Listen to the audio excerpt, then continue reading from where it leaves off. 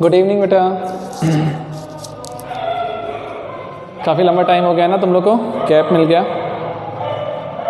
चलो अब से आपको रेगुलर लेक्चर्स मिल रहे हैं, ठीक है, और आप रेगुलर अटेंड भी करोगे, है ना। एक सेकंड अपना 1 मिनट ना।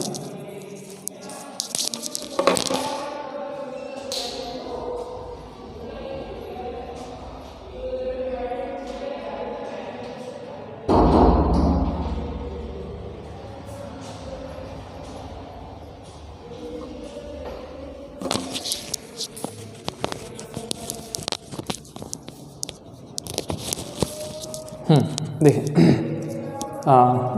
विंडो गेट बंद करने गया था यार, डोर। देखें तो बेटा अपन ना रेगुलर लेक्चर्स दे रहे हैं, तो थोड़ा सा आप ध्यान से देखिए, रेगुलर करो, क्योंकि तुम लोग के बहुत सारे पेंडिंग हैं लेक्चर्स, वो मुझे दिख रहे हैं ना, इस कारण से मैं लेक्चर देने में थोड़ा सा वो कर रहा हूँ अभी, ठीक है। चलिए, ये अपना लास्ट लेक्चर है आज नॉर्मल का, क्या कहते हैं, इलास्टिसिटी का, है ना। इलास्टिसिटी वाला पोर्शन मेरा नॉर्मल वाले बैच में यहाँ पे कंप्लीट हो जाएगा, ठीक। चलिए, इवन मैंने आपको कुछ ज़्यादा ही बता दिया है, ठीक है। आइए, क्या बोल रहा हूँ बेटा, अ वायर, फर्स्ट प्रॉब्लम देखिए, कुछ न्यूमेरिकल्स बता रहा हूँ, फिर आपको एक केस बताऊँगा इसमें। पहला न्यूमेरिकल दे रहा हूँ, आप जरा देख करके देखो, एक बार पढ़ो पूरा प्रॉब्लम, आपको समझ में आएगा। बहुत ईजी होते हैं, डायरेक्ट फॉर्मूले लगाने होते हैं। क्या बोला उसने, a wire suspended vertically from one of its end is stretch by attaching a weight of 200 newton to the lower end, the weight stretches by the wire in, ठीक है। सुनो, ऐसा है, सुनो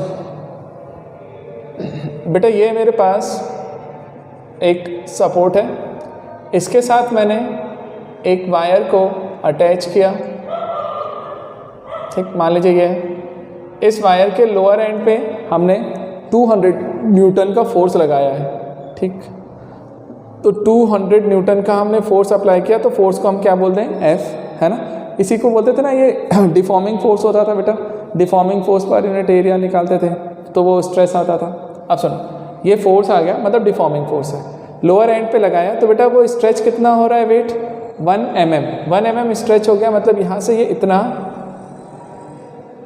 स्ट्रेच हुआ है।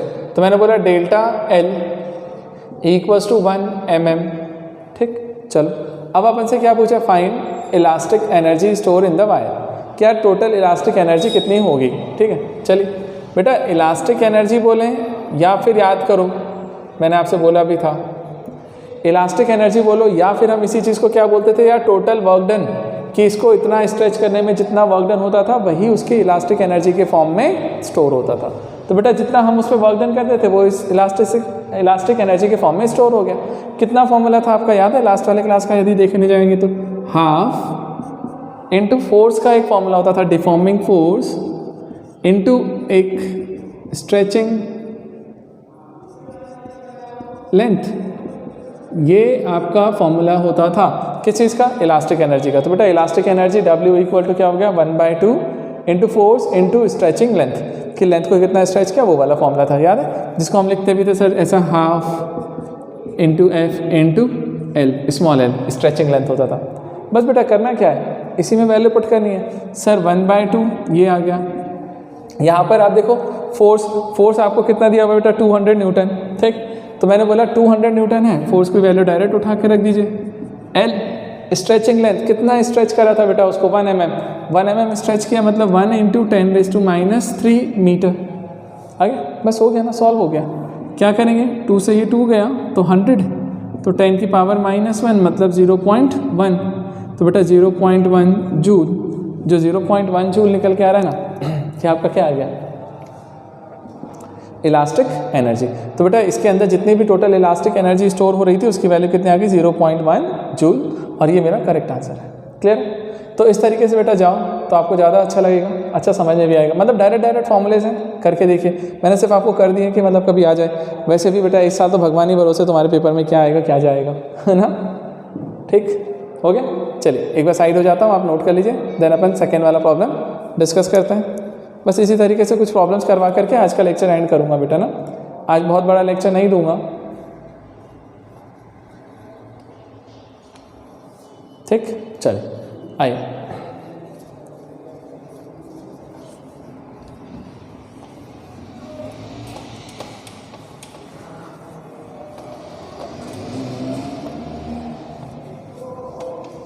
आपको इसके बाद एक अच्छा केस समझाऊंगा इसमें, ठीक। वो एप्लीकेशन का पार्ट होता है, हम देखेंगे इसमें, देखें ध्यान से।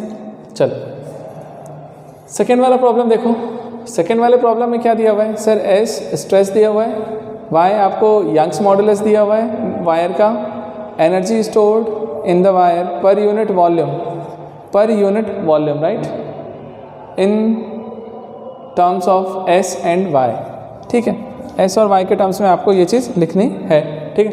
करें? आइए बेटा एक चीज़ बताइए, जो एनर्जी निकाल रहे थे वर्क डन, है ना, अपन ने एनर्जी का फॉर्मूला निकाला, एनर्जी इलास्टिक एनर्जी बोलो या झूठ बोलो, क्या फॉर्मूला लिखा था सर? अभी आपने हाफ इंटू एफ, मतलब डिफॉर्मिंग फोर्स होता था, मैं पूरा लिख देता हूँ आपको अच्छा लगेगा, और फॉर्मूला यहीं के यहीं निकाल के देता हूँ, डिफॉर्मिंग फोर्स, जबकि मैंने वो फॉर्मूला निकाल के दे चुका हूँ मैं आपको, इंटू बेटा स्ट्रेचिंग लेंथ, है ना, ये मैंने एनर्जी लिखा। अब जरा सोचिएगा एक चीज़, एनर्जी है ना, आपसे मैंने यहाँ पे क्या पूछा है sir? Energy stored in the wire per unit volume, कि यूनिट वॉल्यूम पे कितना है, तो वॉल्यूम से डिवाइड कर दीजिए। चलो यहाँ पे मैंने वॉल्यूम से डिवाइड किया, तो एनर्जी अपॉन वॉल्यूम हम पहले निकाल चुके हैं, बट फिर भी देख लीजिए, है ना। इधर साइड भी 1/2। बेटा एक चीज़ बताओ, deforming force into stretching length, यार ऐसा लिखना, इतना सारा नहीं लिखेंगे, ये फोर्स था, ये stretching length small N, upon में वॉल्यूम है ना, वॉल्यूम से यहाँ भी डिवाइड करूँगा, वॉल्यूम क्या होता है? Area into length, actual length, तो मैंने ले रहा एरिया इंटू एक्चुअल लेंथ। अब जरा सोच तो फॉर्मूला कुछ बना क्या सर? 1/2 फोर्स अपॉन एरिया, ही तो आपका क्या होता था? स्ट्रेस, और लेंथ अपॉन एल, मतलब stretching length upon original length, मतलब ये होता था स्ट्रेन। और अब मैं ये बोलता हूँ कि यही चीज़ मेरे लिए फॉर्मूला निकल के आई, और इसी को अपन को लाना किस में था ज़रा सोचो। उसने क्योंकि आपसे बोला है in terms of S and Y, Y क्या है? यंग्स मॉडुलस, और एस है बेटा उसका स्ट्रेस, तो स्ट्रेस और यंग्स मॉडुलस के टर्म्स में लाना है। तो यंग्स मॉडुलस इक्वल टू हम लोगों ने डिफाइन किया था स्ट्रेस अपॉन क्या होता था? स्ट्रेन। तो बेटा अपन को क्या करना है? स्ट्रेन की वैल्यू निकाल लेना है। चल, स्ट्रेन इक्वल टू हो जाएगा stress upon Young's modulus, stress को एस अपॉन वाई लिख दीजिए। आ गया यार, सीधा सीधा ना लिख देना यहाँ पे बेटा। तो हाफ स्ट्रेस है, स्ट्रेस को तो ऐसे ही रहने दिया, स्ट्रेन को मैंने यहाँ से चेंज किया, ये भी हो जाएगा S/Y, तो S² अपॉन 2y बोलो या गामा बोलो, जो भी बोलना है, ठीक। यंग्स मॉडुलस है इतना, तो ये आपका रिजल्ट आ गया कि S² अपॉन 2y जो आ रहा है बेटा वो हमारा आंसर है सेकेंड वाले प्रॉब्लम का, जिसमें देखो सारी इन्फॉर्मेशन तो आपको दी हुई थी, तो ज़्यादा कुछ दिया नहीं है घुमाने लायक, तो हमको घूमना भी नहीं है, ठीक है। चल ठीक है बेटा, आ गया ना समझ में? बड़े आ गए? चल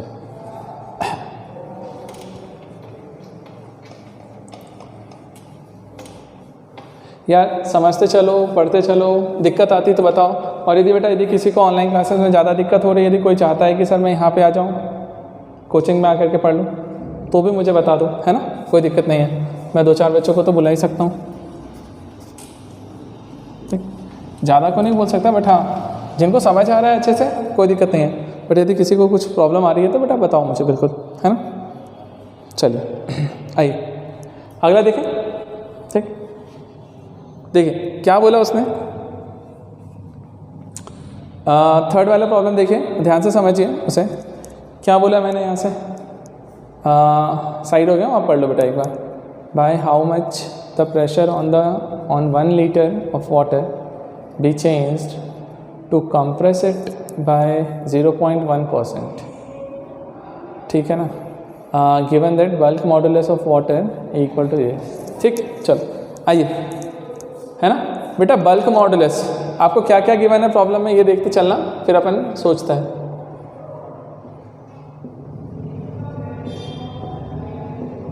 बेटा बल्क मॉडुलस को हम लोग B से रिप्रेजेंट करेंगे, और bulk modulus B equal to क्या हो जाता है? 2.2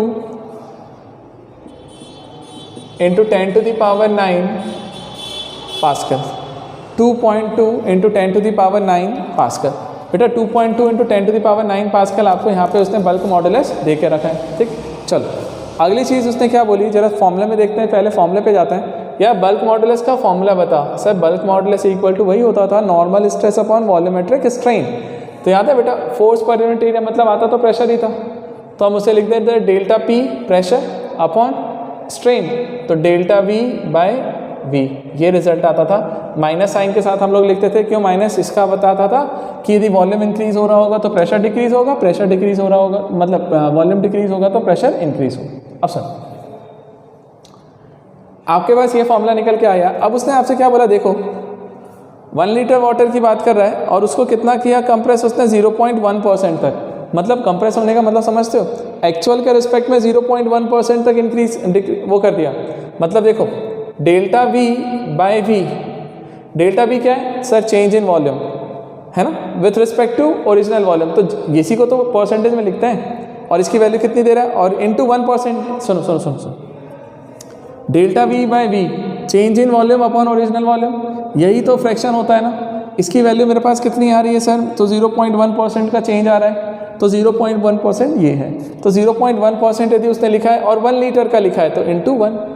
अब देखो 0.1% लिख लीजिए या फिर इसी को लिखेंगे तो 1 बाय 100 कर देना तो 0.001, इसकी वैल्यू ये आ गई। तो बेटा जो डेल्टा वी बाय वी है ना, एक्चुअल में उसकी वैल्यू क्या निकल के आई 0.001।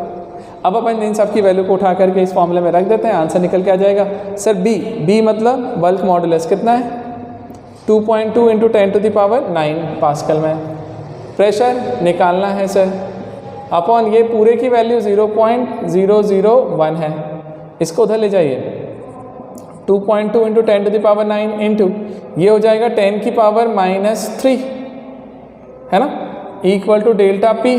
तो ये डेल्टा पी की वैल्यू कितनी आई सर, 2.2 इंटू 10⁶। ठीक, और ये जो यूनिट है ना ये भी कौन सी है, पास्कल। ठीक, तो इस तरीके से बेटा आपका डायरेक्ट रिजल्ट निकल के आए, मतलब सीधा सा फंडा सुनो रहे। मैं ये बोलता हूँ कि प्रॉब्लम देखा करो, इन सब के प्रॉब्लम जो हैं जो स्कूल लेवल पे बोल रहा हूँ डायरेक्ट वैल्यूज़ वाले होते हैं, जहाँ पे डायरेक्ट सारी वैल्यूज़ गिवन होती हैं, डायरेक्ट आंसर रखो, आंसर निकाल के ले आओ। ठीक, तो ईजीली निकल के आता है, करो अच्छे से करो, समझो। ठीक, बाकी कॉम्पिटिटिव वाले बच्चों के लिए, IIT वालों के लिए, नीट वालों के लिए मैं बहुत सारी चीज़ें बताने वाला हूँ, बस बेटा वही चल रहा है, थोड़ा सा मैं रुक रुक के बता रहा हूँ। अभी थोड़ा सा मैं आप लोग पे ज़्यादा फोकस नहीं कर रहा, मैं कोशिश कर रहा हूँ कि इसको जल्दी से ख़त्म कर दूँ आपका, क्योंकि हमें अभी लंबा टाइम मिलेगा, हम लोग आपका बैच कभी बंद ही नहीं करेंगे, चलता ही रहेगा वो चीज़। ठीक, चलिए आपको मेन पोर्शन हम कवर करते ही चलेंगे सब कुछ, ताकि इतना पोर्शन इधर से होता जाए तो छोटा छोटा पार्ट है वो मैं वहाँ पे कवर करवा दूँगा। ठीक, चलिए नोट कर लीजिए बेटा इसे। अब इसके बाद मैं एक नया कॉन्सेप्ट और इंट्रोड्यूस करता हूँ, कॉन्सेप्ट नहीं है, एक एप्लीकेशन बोल सकते हो, इसी का प्रॉब्लम है।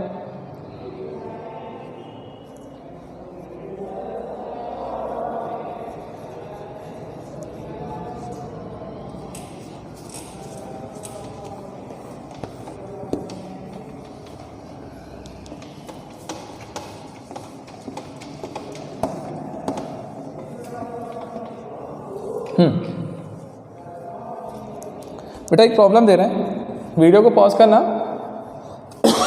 और 2 मिनट के लिए सोचना जरूर तुम्हारा आंसर क्या है, उसके बाद आप इसका सॉल्यूशन देखिएगा। क्वेश्चन ये है, विच इज मोर इलास्टिक। ठीक, रबर और स्टील। ठीक बेटा, मैंने आपसे ये पूछा है यार मोर इलास्टिक कौन है, रबर या स्टील, मतलब किसको ज़्यादा आप स्ट्रेच कर सकते हो इजीली, चलेगा। अब सुनो, which is more elastic, rubber और स्टील। बच्चों का आंसर क्या होता है, आपका भी आंसर क्या है, सबका आंसर। मैं बोलूँगा यदि तुम्हें कि यार सोच के देख कि यार क्या स्टील को हम स्ट्रेच कर पाएंगे, स्टील रॉड को, तो मुझे लगता है नहीं भैया, स्टील रॉड को तो मैं स्ट्रेच नहीं करवाता। हाँ, बट यदि रबर का रॉड है, क्या रबर वाले रॉड को आप स्ट्रेच कर सकते हो? हाँ जी, वो इजीली स्ट्रेच हो भी जाता है। तो मेरे दिमाग में ये आता है, इवन आपके दिमाग में भी चला होगा, आपका भी आंसर जो आया होगा वो ये आएगा कि सर रबर जो है, रबर मोर इलास्टिक है एज़ कम्पेयर टू स्टील। मतलब स्टील से ज़्यादा इलास्टिक रबर हुआ, है ना। ये हमारी सोच है, ये हमारी सोच है, बट एग्जैक्टली देखा जाए तो बेटा जो स्टील होता है वो रबर से ज़्यादा इलास्टिक है, मोर इलास्टिक है। तो जो मोर इलास्टिक होता है ना, वो केस हमारा कौन सा है, स्टील का है, ना कि रबर का। ठीक, चलो अब ज़रा 1 मिनट के लिए आप वीडियो को रोको और ज़रा ट्राई करके देखो कि क्या ये आपको समझ में आता है। चलो सोचिए तो।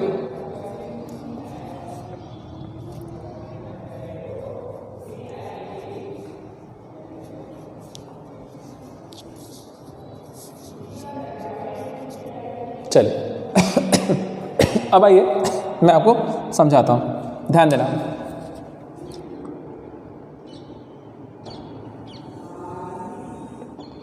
बेटा हमने एक सपोर्ट लिया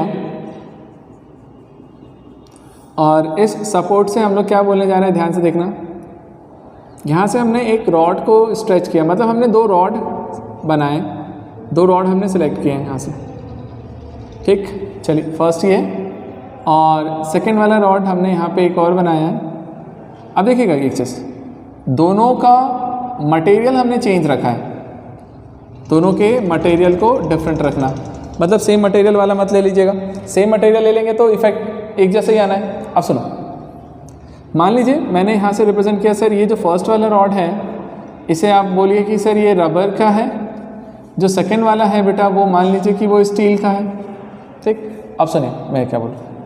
मान लो ये LR, ये एक्चुअल लेंथ है किसका, एक्चुअल लेंथ आ गया किसके लिए बेटा, रबर की, है ना। तो देखो मैंने बोला जरूरी नहीं दोनों का लेंथ भी सेम रखें, है ना, बट हमने रख लिया, चलेगा। चलिए थोड़ा सा बड़ा बना देते हैं आपको ज़्यादा समझ में। ठीक, ये मान लीजिए ये स्टील है। चल तो मैं बोल रहा हूँ सर LR क्या हो जाएगा, एक्चुअल लेंथ ऑफ रबर, है ना, चलेगा। मैं शॉर्ट में लिख रहा हूँ रबर रॉड ना। और ये क्या है, LS, यहाँ पे डिफाइन करते हैं LS। बेटा LS क्या है, इसको मैं डिफाइन कर रहा हूँ sir actual length of steel wire. ठीक, रॉड बोलो वायर बोलो जो भी बोलो, रबर वायर और स्टील वायर ले लीजिए, वायर बोल देते हैं। ठीक, अब सुनो, अब इन दोनों के ऊपर हमने एक फोर्स अप्लाई किया, कौन सा वाला, डिफॉर्मिंग फोर्स। यही है ना बेटा, जब आप फोर्स लगाते हो तभी जा करके पता कर पाओगे कि कौन सा ज़्यादा स्ट्रेच हो रहा है, कौन सा कम। अच्छा, फोर्स की वैल्यू भी दोनों जगह सेम रखनी पड़ेगी, क्योंकि सेम फोर्स लगाएंगे तभी तो वो सेम स्ट्रेच होगा ना। ठीक, चलिए तो मैंने बोला चले फोर्स की वैल्यू लगाते हैं, इस पर फोर्स क्या आ रहा है, F लगा दें, लगा दो। मैंने इस पर F फोर्स लगाया, F डिफॉर्मिंग फोर्स यहाँ पे भी लगाया, F डिफॉर्मिंग फोर्स यहाँ पे भी लगाया, मतलब दोनों जगह पर जो डिफॉर्मिंग फोर्स लगा रहा हूँ बेटा वो इक्वल वैल्यू का लगा रहा हूँ, सेम वैल्यू का, ताकि मैं इफेक्ट तो देखूँ। दोनों पर सेम फोर्स लगाएंगे तभी, यदि मान ले मैं फोर्स ही ज़्यादा लगा दूंगा कहीं तो ऑब्वियसली वो ज़्यादा स्ट्रेच होगा। क्लियर ना। चलो मैंने दोनों पर डिफॉर्मिंग फोर्स सेम लगाया। अब मैंने ये नोटिस किया कि यार दोनों में चेंजेस आ रहे होंगे, रबर में भी स्टील में भी। अब हम लोग बना के देखते हैं। मैंने यहाँ पे डिफाइन किया, मान लीजिए डॉटेड लाइन जो बना रहा हूँ ये इंक्रीज इन लेंथ है। ठीक, तो डेल्टा L से रिप्रेजेंट करते हैं ना हम लोग, डेल्टा LR लिख लीजिए। ठीक, और ये जितना स्ट्रेच हुआ इसको मैं लिखूंगा डेल्टा LS। तो क्या लिख रहा हूँ मालूम, देखिएगा बेटा, डेल्टा LR जो है ना ये बता रहा है आपको increase in length of rubber wire. ठीक बेटा, जो रबर वायर है उसकी लेंथ में कितना इंक्रीज हो रहा है उसको मैंने डेल्टा LR बोला, और डेल्टा LS में बोलता हूँ sir increase in length of steel wire. ठीक है सर। अब सुनिए, यदि मैं इन चारों के बारे में बात कर दूं, LR, LS, delta LR, delta LS, clear है। चलो समझते चलो, तुम्हें सब समझ में आएगा, ये मेरी गारंटी है समझाना। ठीक है, बस समझो 2 मिनट, बढ़े आगे। आइए, दोनों चीज़ें हो गई सर। एक चीज़ बताओ, दोनों का अपना यंग्स मॉडुलस होगा क्या, और यंग्स मॉडुलस क्या डिसाइड करता है कि उसका इलास्टिक नेचर कितना ज़्यादा है। जिस मटेरियल का जितना ज़्यादा इलास्टिक नेचर होगा उसका यंग्स मॉडुलस उतना हाई आएगा, और जिसका इलास्टिक नेचर कम होगा उसका यंग्स मॉडुलस कम आएगा। ठीक, तो बेटा यंग्स मॉडुलस के बेसिस पे डिफाइन करने जा रहे हैं। तो यहाँ पे देखिए, इसको मैं डिफाइन कर देता हूँ y, और रबर की बात करते हो तो YR लिख लीजिए, स्टील की बात करते हो तो YS लिख लीजिए। तो यहाँ पे हम डिफाइन कर देते हैं सर YR जो है वो Young's modulus of rubber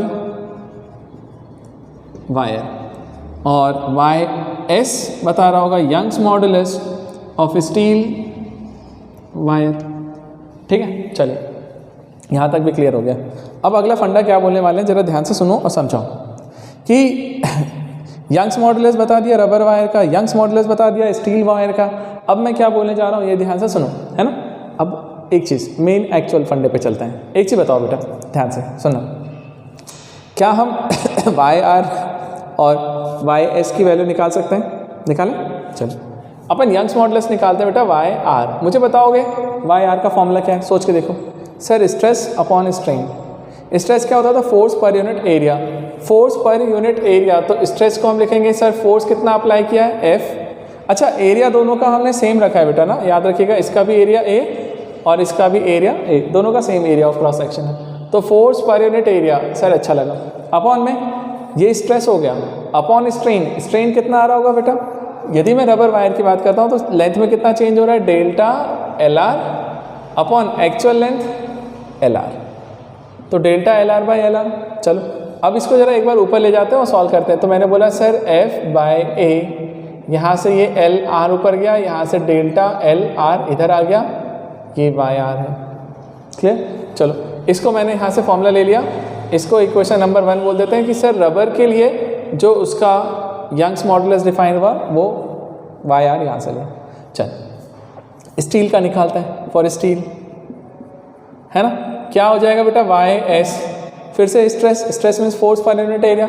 sir force की वैल्यू तो F ही है, एरिया A ही है, upon strain sir change in length upon original length. Change in length कितना आ रहा है? Delta LS upon original length LS। इसको ऊपर ले जाओ तो मैं लिखूंगा sir F by A into LS upon delta LS। ठीक, चलो ये यंग्स मॉडुलस निकल के आया फॉर स्टील, ये सेकेंड रिलेशन है ना बेटा। चलो जैसे ये दोनों रिलेशंस मेरे पास निकल के आए, अब मैं काम क्या करता हूँ, दोनों में मुझे सिमिलैरिटी दिख रही है। सर फोर्स सेम है, एरिया सेम है, LS LR दोनों की वैल्यू है, अलग अलग आ रही है ना। चलो अब एक काम कर लें बेटा, हम लोग एक काम करते हैं, चलो समझते हैं। ये दोनों ले लिया, अब देखो मैं पहले डिवाइड करता हूँ, 1 डिवाइडेड बाय 2। बताइए तो बेटा क्या आएगा? YR by YS। क्लियर? इधर से इधर क्या आ रहा होगा sir? Force F LR upon A delta LR upon यहाँ से F LS upon A delta LS। चल बेटा फोर्स कैंसिल, एरिया कैंसिल। अब इसको मैं सॉल्व करने जाऊँगा तो ये डेल्टा LS ऊपर जाएगा, LR ऊपर है। चलो बेटा ये LR अपॉन में क्या आ गया? LS। ये डेल्टा LS ऊपर गया, अपॉन में डेल्टा LR। चलो अब बताओ एक चीज़, ये एक्चुअल में ये रिलेशन आया। अब एक सिमिलैरिटी और कर लो, क्या? लास्ट काम, दोनों की लेंथ भी सेम कर लेते हैं। मतलब इनिशियल लेंथ यदि मान लो दोनों की सेम है कि स्टील रॉड और रबर रॉड वायर जो दोनों हैं, दोनों की लेंथ को L बोल दूं यदि, तो उस कंडीशन में देखो अब क्या आएगा। अब मुझे रिजल्ट मिलने वाला है कि सर यहाँ से LR के प्लेस पे L upon L, sir delta LS by delta LR, ये तो कैंसिल हो गया। क्या रिजल्ट आया? Delta LS by delta LR, है ना। चल अब देख आ गया अपना आंसर। जो मैं आपको आंसर देना चाह रहा हूँ वो यही है। ठीक, क्या करूँ मालूम? देखो समझ लो, यहाँ तक रिजल्ट निकलने के बाद अब लास्ट स्टेप मुझे करना है। बताओ क्या? सोचो एक सुन, प्रैक्टिकली हम लोग यदि देखने जाएं, एक चीज़ बता, स्ट्रेच कौन ज़्यादा होगा? सर स्ट्रेच होना अलग है, इलास्टिसिटी होना अलग है। स्ट्रेच कौन ज़्यादा होगा? Obviously rubber. यदि मान ले 5 न्यूटन का फोर्स लगाया तो रबर ज़्यादा स्ट्रेच होगा एज कंपेयर टू स्टील। मतलब मुझे एक चीज़ ज़रूर पता है यहाँ से सर कि डेल्टा LR जो स्ट्रेच इन लेंथ आया ना यहाँ से रबर के केस में, वो मोर देन होगा डेल्टा LS से, स्टील से। तो ये हमेशा ग्रेटर देन आएगा, क्योंकि रबर के लिए बेटा ऑब्वियसली ना रबर ज़्यादा स्ट्रेच होता है, तो उसका वो स्ट्रेचिंग लेंथ ज़्यादा होगा स्टील के कंपेरेटिव। अब बेटा एक चीज़ बता, यदि मैं इससे इसको डिवाइड कर दूँ तो delta L R by delta L S की वैल्यू क्या आ जाएगी सर? ग्रेटर देन 1, यहाँ पे 1 बचेगा। तो ये पूरा जो रिजल्ट है ना delta L R by delta L S, ये ग्रेटर देन 1 आ रहा है, मतलब इस पूरे की वैल्यू 1 से बड़ी है। चलेगा ना? अरे चलेगा। अब सुनो एक काम, मैंने delta L R by delta L S को ग्रेटर देन 1 लिखा ना, रेसिप्रोकल ले लें यहाँ पे। देखो यदि मैं ऐसे पलट रेसिप्रोकल ले लेंगे तो गामा एस बाय मतलब Y S by Y R इधर से हो जाएगा सर ये delta L R by delta L S. अब सुन, delta L R by delta L S कैसा है सर? ग्रेटर देन 1, मतलब ये जो पूरा रेशो आ रहा है ना इसकी वैल्यू ग्रेटर देन 1 मतलब यदि ये ग्रेटर देन 1 है तो ये भी ग्रेटर देन 1 होगा। तो यहाँ से लिख सकता हूँ मैं, बताओ क्या sir? Y S by Y R is greater than 1, तो यहाँ से निकल के आएगा sir Y S is greater than Y R. मतलब क्या सर? स्टील के लिए जो उसका यंग्स मॉडुलस आ रहा है ना, स्टील का जो यंग्स मॉडुलस आ रहा है वो रबर के यंग्स मॉडुलस से ज़्यादा होगा। स्टील का यंग्स मॉडुलस ज़्यादा है रबर के यंग्स मॉडुलस से, और यंग्स मॉडुलस वो फैक्टर होता है जो मुझे ये डिसाइड करके बताएगा कि 2 रॉड हैं, 2 वायर हैं, तो किसका इलास्टिक नेचर ज़्यादा है। जिसका यंग्स मॉडुलस हाई उसका इलास्टिक नेचर भी हाई। और इसके बेसिस पे मैं बोलने जाता हूँ कि sir steel is more elastic than rubber. समझ आए? तो जो स्टील होता है ना बेटा वो मोर इलास्टिक होता है किसके कंपैरेटिव? रबर के कंपैरेटिव। तो इस आंसर को जरा समझ के देना जब भी आपसे पूछे। मैंने आपको इसका प्रूफ बता दिया, जनरली बुक्स में होता नहीं है, बताते नहीं लोग, आप नोट करके रखिए समझ कर। ठीक है, चल नोट कर लीजिए।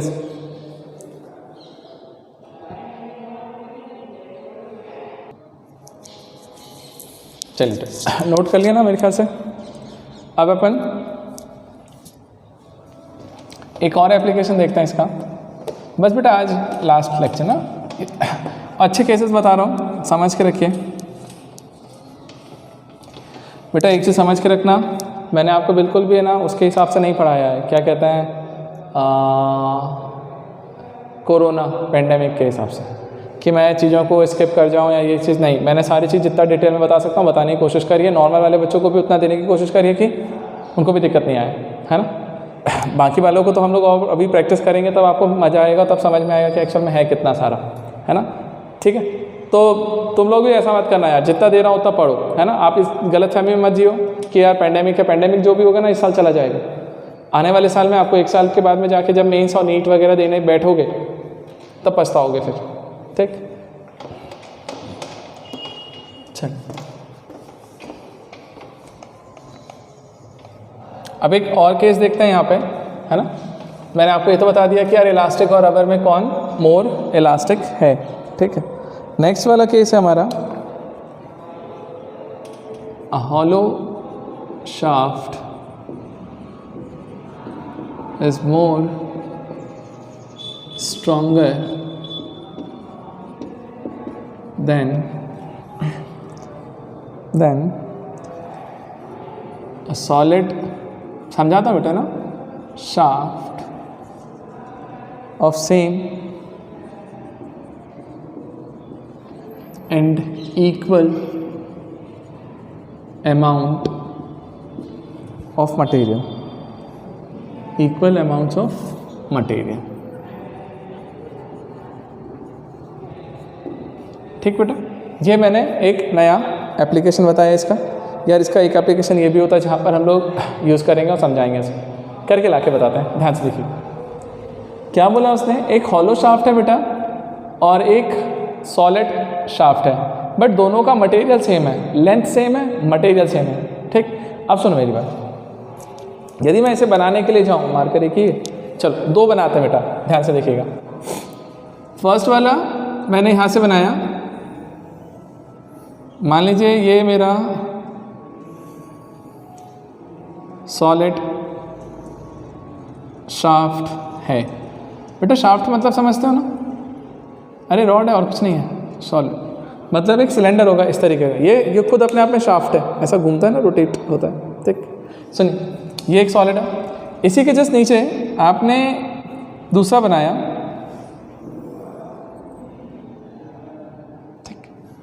और सारी चीज़ें सेम बोलूँगा, बट देखो कुछ चीज़ों को चेंज कर दूँगा।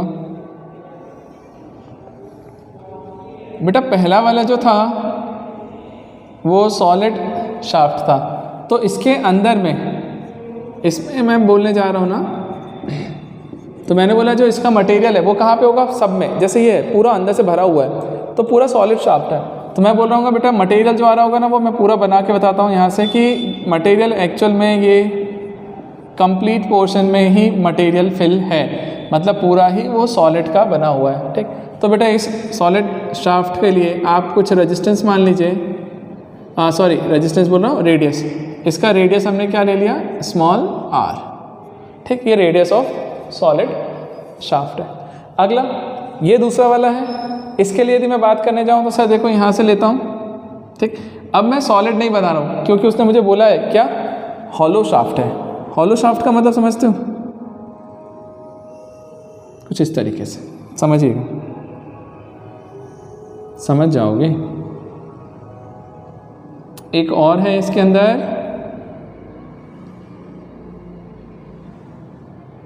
ठीक, और क्या बोल रहे हैं मालूम, देखो ये पोर्शन, ये जो पूरा पोर्शन है ना बेटा ये सॉलिड का बना हुआ है, ऐसा समझ में आया। और ये वाला पूरा पोर्शन आपका सॉलिड पार्ट है और अंदर वाला शाफ्ट जो है वो हॉलो शाफ्ट है, यहाँ से पूरा ऐसा। ठीक बेटा 3D में समझ लीजिएगा, अंदर से ऐसा ये भी भरा जाएगा। ठीक है, चलेगा। अब सुनो इस तरीके से, ये हॉलो शाफ्ट है। अब देखो बेटा ध्यान से, सॉलिड शाफ्ट में हमने क्या बोला, सॉलिड शाफ्ट के लिए बेटा हमने शाफ्ट के लिए हमने क्या ले लिया, आर रेडियस। इसका रेडियस क्या होगा, 2 रेडियस लेने पड़ेंगे। जैसे ये मान ले सेंटर है, तो यहाँ से मैंने आउटर रेडियस लिया, आउटर वाले का, बड़े वाले का। तो आउटर रेडियस मान लीजिए हमने क्या बोला, R2, ये वाला यहाँ से यहाँ तक। और जो इनर रेडियस है ना यहाँ से यहाँ तक का बेटा, ये इसको आपने क्या बोल दिया, R1 इनर रेडियस। तो R2 जो है ये आउटर रेडियस है, R1 जो है वो उसका इनर रेडियस है। अब सुनिए, जैसे ये सारी चीज़ें आपको मिल गई, अब अपन को क्या करना था, equal amount of material use बोला है।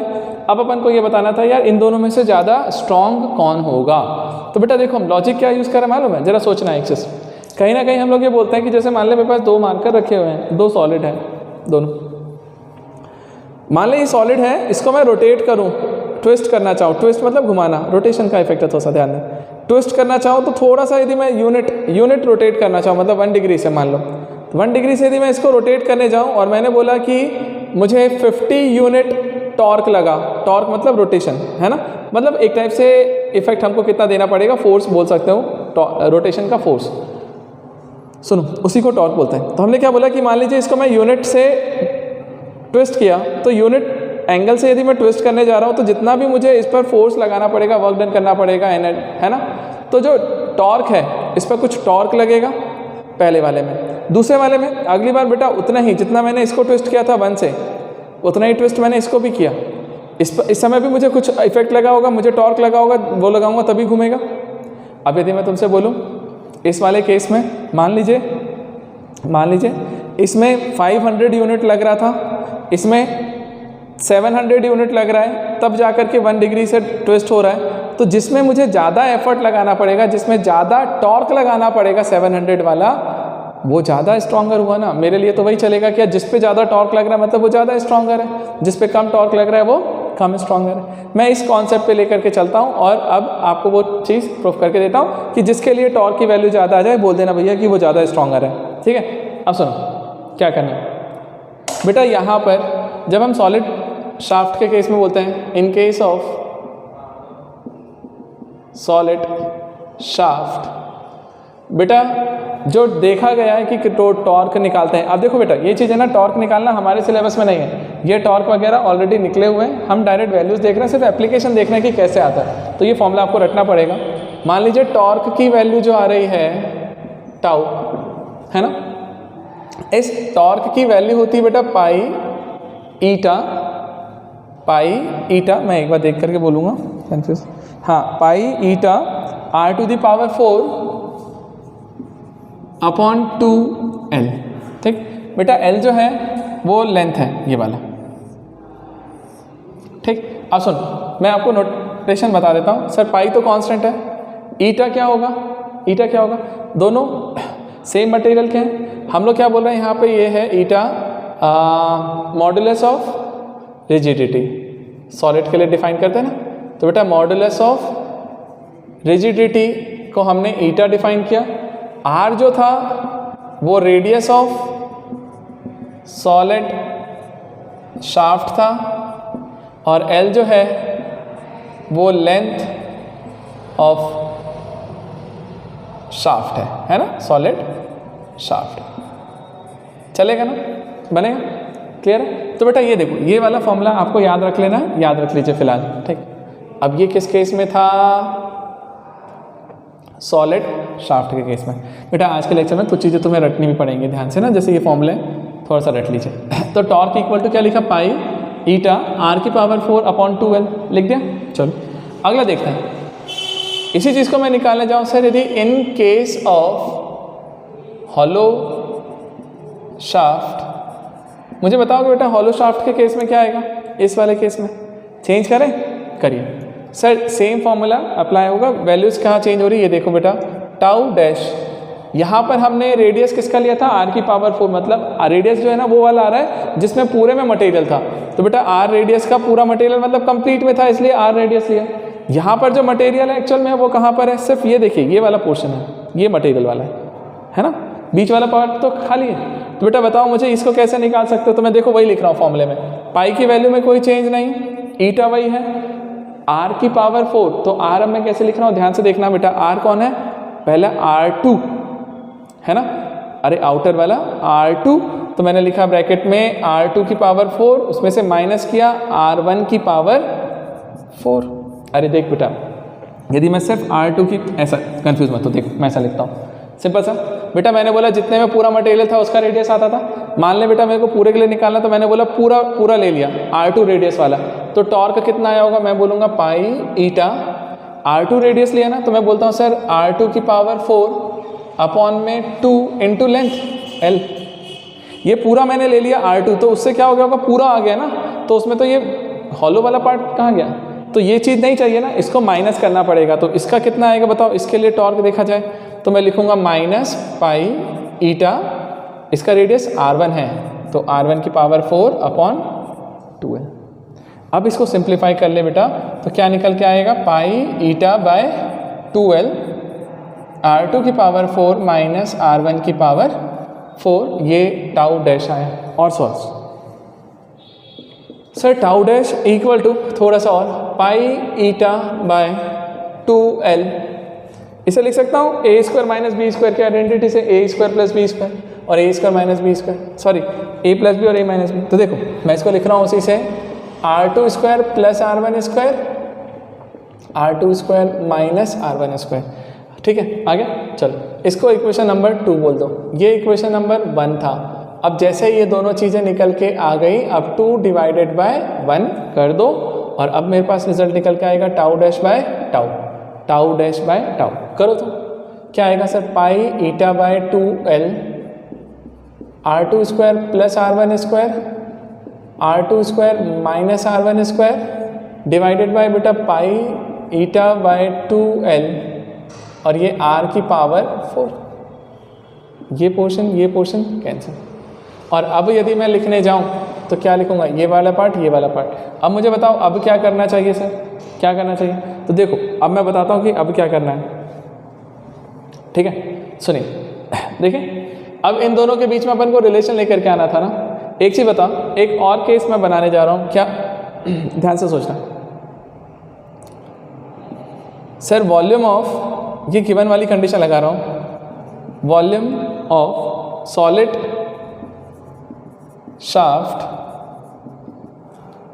चलेगा यार, वॉल्यूम लिख दें या मास लिख दें, अपन वॉल्यूम से भी हम कंपेयर कर सकते हैं और मास से भी कर सकते हैं, या फिर अपन सीधे वॉल्यूम को ही कंपेयर करते हैं ना, क्या जा रहा है, दिक्कत क्या है ना। वॉल्यूम ऑफ सॉलिड शाफ्ट, जितना वॉल्यूम इसका है उतना वॉल्यूम इसका भी है, ठीक। तो वॉल्यूम ऑफ हॉलो शाफ्ट, बेटा एक्चुअल में हम अमाउंट की बात करें जहाँ पे मटेरियल है, मटेरियल तो सेम वॉल्यूम में ना, जितना वॉल्यूम इधर मतलब पूरे की बात करें तो दोनों के वॉल्यूम को कंपेयर कर दें, दोनों का वॉल्यूम तो सेम ही है ना। वॉल्यूम यदि सेम है तो बताओ मुझे कितना आएगा। इसका वॉल्यूम कितना आ रहा है sir, pi R square L length, और इसका वॉल्यूम क्या आएगा pi R square, but R कौन सा होगा R two square minus R one square, क्योंकि बीच का पोर्शन निकालना है, सबको पता है रे। R two square minus R one square into length तो उतना ही है सर, पाई का इफेक्ट कैंसिल, एल का इफेक्ट कैंसिल, तो आर स्क्वायर निकल के आया R two square minus R one square. आगे चलो, यदि ये चीज़ निकल के आ गई है तो क्यों ना मैं अब इस फॉर्मूले में रखूं और कैलकुलेट कर लूँ। चलें बेटा, मैं यहाँ का पोर्शन रब करता हूँ और एक्सप्लेन करता हूँ, ध्यान देना। ठीक, सुन आप नोट कर लीजिएगा ना बेटा, इसको रोक करके।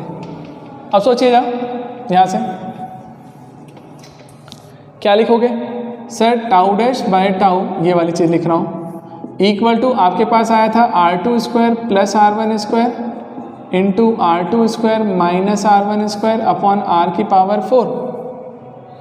बेटा एक चीज़ बोल तो, R two square plus R one square ये क्या है आर स्क्वायर अपॉन में आर की पावर 4, ये तो कैंसिल हो गया एक, तो बनेगा R two square plus R one square upon R की पावर 2, आर स्क्वायर बचेगा, पक्का। चलो अब एक चीज़ last, tau dash by tau आया, जरा देखो यहाँ से ये चीज़ निकाले थे, यहाँ से जरा देखो तो बेटा एक चीज़, R two square equal to क्या हो जाएगा sir, R square plus R one square, ध्यान से देखना, और इसके थ्रू मैं आंसर बोलने वाला हूँ यहाँ पे, चलेगा चलेगा, समझ में आ रहा है। सुनो मेरी बात, एक्चुअल में आर टू स्क्वायर अकेला जो है ना वो R square plus R one square के बराबर है, मतलब आर स्क्वायर में आर वन स्क्वायर को ऐड करोगे तब जाके आर टू स्क्वायर आएगा, तो डिनोमिनेटर में जो आर स्क्वायर है ना इसमें और नंबर को ऐड करूँगा तब जाके अकेला ये आएगा, और उसमें आर वन स्क्वायर भी ऐड हो रहा है। तो मुझे यहाँ से ये चीज़ समझ में आ रही है कि सर जो न्यूमरेटर वाला पार्ट है ना, एक्चुअल में R two square plus R one square जो आ रहा है is always greater than R square होगा। नहीं आया, आ गया, समझो मेरी बात यार बेटा, R two square plus R one square upon R square, इस आर स्क्वायर में जब आप आर वन स्क्वायर को ऐड करोगे तब जाके आर टू स्क्वायर आएगा, मतलब आर टू स्क्वायर इसके बराबर तो छोड़ो, इसमें एक और आर वन स्क्वायर ऐड हो जाएगा तब आकर के आएगा, नहीं चलेगा। तो मैंने बोला ठीक है मैंने कर दिया। या देख एक काम करूँ तुम्हें मैं और इजीली तरीके से समझा देता हूँ। सुनो एक काम करो, वो रिलेशन है ना तुम्हारे पास, इसको देखो और अच्छे से देखो, मैथ्स का यूज़ करो। ये आर वन स्क्वायर बेटा अपॉन में आर स्क्वायर तो था, ये R square plus R one square होता है ना, तो मैंने आर वन स्क्वायर को इधर भी प्लस किया, आर वन स्क्वायर को इधर भी प्लस किया, दोनों तरफ कर सकते हैं। हाँ ऊपर क्या हो गया होगा बता तो बेटा, R two square plus two R one square upon, अब ये R square plus R one square मिलकर क्या हो गया आर टू स्क्वायर। अब सोचो तो ये अकेला आर टू स्क्वायर, ये भी, और इसमें ये two R one square add हो रहा है, मतलब न्यूमरेटर बड़ा है डिनोमिनेटर छोटा है। न्यूमरेटर बड़ा हो डिनोमिनेटर छोटा है तो रेशो हमेशा कैसा आता है सॉल्व करने पर 1 से बड़ा, तो ये पूरा रेशो आपको ग्रेटर देन 1 मिला। तो यहाँ से समझ में आया sir tau dash by tau is greater than 1, it means tau dash is greater then tau. Tau dash किसका था हॉलो शाफ्ट, तो हॉलो शाफ्ट के लिए जो टॉर्क आ रहा था टाउ डैश, इसके लिए टाउ। तो मैं बोल रहा हूँ यार हॉलो शाफ्ट में ज़्यादा टॉर्क लग रहा है, ज़्यादा टॉर्क लग रहा है मतलब वो ज़्यादा स्ट्रांग होगा तभी उस पर ज़्यादा टॉर्क लग रहा है, और ये कम टॉर्क लग रहा है मतलब ये वीक होगा। ठीक, तो इस तरीके से जा करके आपको पूरा केस निकालना होता है। क्लियर हो गया, आ गया, ठीक है। चलिए इसे नोट कर लीजिए, अच्छे से समझ के रखिए, ठीक है। अब आज की क्लास के लिए बेटा इतना ही, ठीक है। नेक्स्ट क्लास में अपन लोग नए टॉपिक पे आएंगे, नए टॉपिक से अपन करते हैं नॉर्मल के लिए, और कॉम्पिटिटिव वालों को जैसा टाइम रहता है मैं वैसा लेक्चर्स डालता चलता हूँ आप लोग को। प्रोबेबिलिटी के लेक्चर्स दे रहा हूँ बेटा, प्रोबेबिलिटी देखते चलिए आपका मैथ्स में है ना कॉम्पिटिटिव में, ठीक।